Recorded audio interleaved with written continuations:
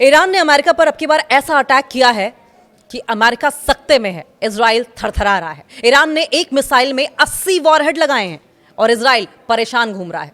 और यह है क्या? Cluster bomb. क्या है क्लस्टर बम? ईरान ने दरअसल इजराइल पर मिसाइल हमलों में क्लस्टर बम को आम हथियार बना लिया है। एक तरफ बड़े बड़े हथियार इस्तेमाल कर रहा है अमेरिका, इजराइल डिफेंस सिस्टम इस्तेमाल कर रहा है, लेकिन छोटे छोटे हथियारों से नाक में दम कर दिया ईरान ने। क्लस्टर बम्स का इस्तेमाल किया जा रहा है और क्लस्टर बम का इस्तेमाल बहुत ही आम कर दिया है, आम हथियार बना लिया गया। जून 2025 में सिर्फ कुछ मिसाइलों में था, लेकिन मार्च 2026 में 300 बैलिस्टिक मिसाइलों में आधी क्लस्टर वॉरहेड से भरी होती हैं। आईडीएफ ने इस बात को कंफर्म किया है कि रोजाना नागरिक इलाकों में छोटे बम बिखर रहे हैं। खुर्रमशहर 4 मिसाइल में 50 से 80 सबमुनिशंस 10 किलोमीटर तक फैलते हैं, यानी कि क्लस्टर वॉरहेड अगर एक बार गिरता है तो उसका असर 10 किलोमीटर के दायरे में होगा, यानी कि 10 किलोमीटर के दायरे में एक साथ एक मुश्त बड़ी संख्या में ढेर सारे बॉम्ब गिरेंगे, ढेर सारा बारूद होगा, ढेर सारा ब्लास्ट होगा, ढेर सारा नुकसान होगा, ढेर सारे लोग मारे जाएंगे। और यही स्ट्रेटेजी है ईरान की कि एक बार में बड़ा नुकसान किया जाए। ईरान ने इजराइल पर मिसाइल हमलों में क्लस्टर बम यानी कि क्लस्टर म्यूनिशंस का इस्तेमाल अब एक आम हथियार बना लिया है। जून 2025 के 12 दिनों में युद्ध में यह सिर्फ कुछ मिसाइलों में था, लेकिन मार्च 2026 के मौजूदा संघर्ष में ईरान ने अब तक करीब 300 बैलिस्टिक मिसाइलें दागी हैं, जिनमें लगभग आधी यानी कि 50% में क्लस्टर वॉरहेड था। इसे कहते हैं एक तीर से कई निशाने लगाना। और ये एक बड़ा बदलाव है। इजराइल की सेना आईडीएफ ने पुष्टि की है कि ईरान अब क्लस्टर बम वाले वॉरहेड को लगभग रोजाना इस्तेमाल कर रहा है, रोजाना तबाही मचा रहा है, रोजाना अमेरिका के जो मिलिट्री पर्सनल्स हैं वो मारे जा रहे हैं, आईडीएफ के पर्सनल्स मारे जा रहे हैं, लोग मारे जा रहे हैं, जिससे नागरिक इलाकों में छोटे छोटे बम बिखर रहे हैं और छोटे छोटे बम बड़ी तबाही मचा रहे हैं। मार्च 2026 में इन हमलों में कम से कम 3 लोगों की मौत हुई और कई लोग घायल हुए। खुर्रमशहर 4 जैसी मिसाइलों में 50 से 80 यानी कि 50 से 80 छोटे सबमिशंस पैक किए जा रहे हैं, जो 10 किलोमीटर के दायरे में फैल जाते हैं। क्लस्टर बम क्या है, ये कैसे काम करते हैं, ईरान ने इन्हें कब और कैसे इस्तेमाल किया, और अब 2026 में नई सिचुएशन क्या है और नई सिचुएशन में क्लस्टर बम किस तरीके से कामगर साबित हो रहे हैं। क्या है क्लस्टर बम? ये एक ऐसा बम है, या ये कह लीजिए क्लस्टर बम एक ऐसा हथियार है, एक ऐसा वेपन है जो हवा में फूटकर दर्जनों या सैकड़ों छोटे छोटे बम यानी कि सबमिशंस को बिखेर देता है। ये छोटे बम एक बड़े क्षेत्र में फैल जाते हैं, घनी आबादी वाले इलाकों या सैन्य ठिकानों पर भारी नुकसान पहुंचाते हैं। इन्हें वाइड एरिया डिस्पर्सल वेपन्स भी कहा जाता है, जो कि अचूक हथियार जैसा है, क्योंकि ये एक साथ कई टारगेट्स को निशाना बनाते हैं, जिसको हम कह रहे थे कि एक तीर से कई निशाने। ईरान की मिसाइलों में इस्तेमाल किया गया है इन्हें। सबमिशंस का वजन लगभग 2.5 किलोग्राम्स होता है या फिर उससे ज्यादा भी हो सकता है। हर एक बॉम्ब में छोटे रॉकेट्स होते हैं, जैसे विस्फोटक शक्ति होती है।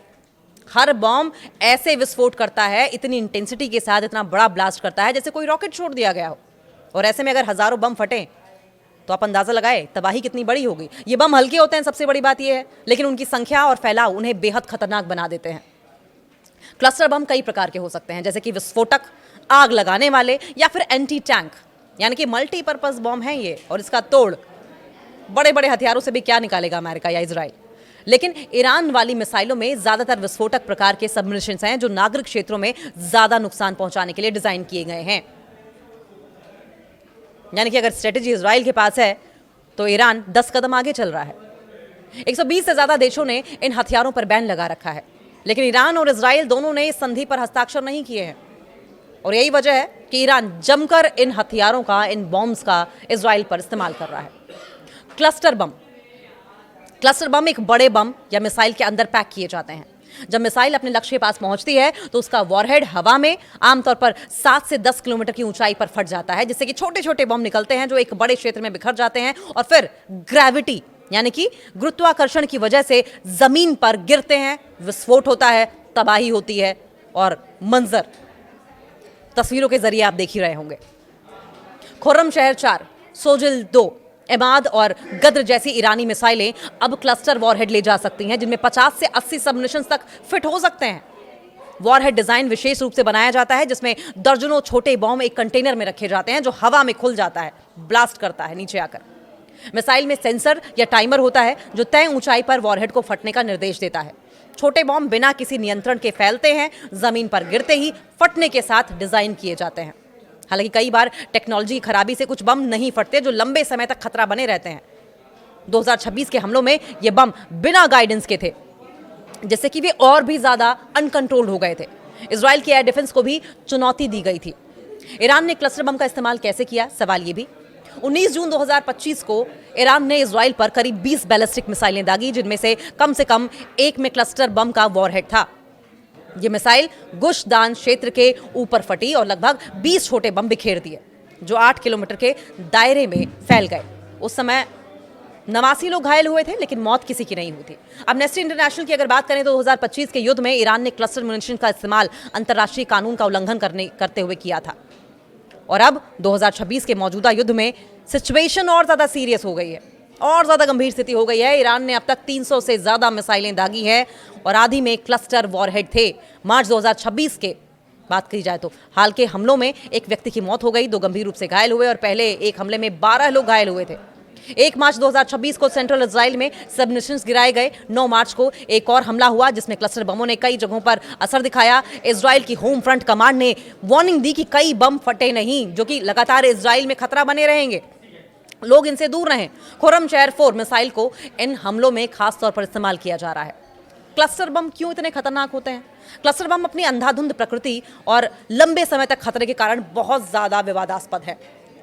और अब 2026 में इनका इस्तेमाल इतना बढ़ गया है कि एक मिसाइल से बिखरे छोटे बम 10 किलोमीटर के दायरे में फैल सकते हैं, जिससे कि नागरिक और सैन्य लक्ष्य दोनों प्रभावित होते हैं।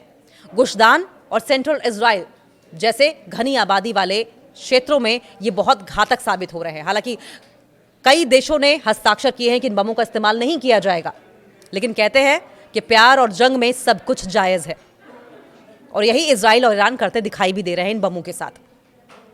क्लस्टर बम सटीक निशाना नहीं लगाते और इसलिए बिना किसी भेदभाव के घरों को, अस्पतालों को, सड़कों को नुकसान पहुंचाते हैं। और सबसे बड़ा खतरा न फटने वाले बम यानी कि डड्स हैं। न फटने वाले बमों को डड्स कहा जाता है। कई सबमरीन्स जमीन पर गिरने के बाद भी नहीं फटते और सालों तक खतरा बने रहते हैं, और इन हथियारों से अब मौतें भी हो रही हैं, जो 2025 से ज्यादा गंभीर खतरा है। अंतर्राष्ट्रीय संगठन इनके इस्तेमाल की निंदा कर रहे हैं, क्योंकि ये लंबे समय तक निर्दोष लोगों को खतरे में डालते हैं। ये पूरी सिचुएशन ये दिखाती है कि अगर मॉडर्न वॉर में क्लस्टर बम जैसे हथियार अनकंट्रोल्ड रहें, कितने अनियंत्रित हैं और ह्यूमन क्राइसिस, मानवीय संकट पैदा करने वाले हो गए हैं।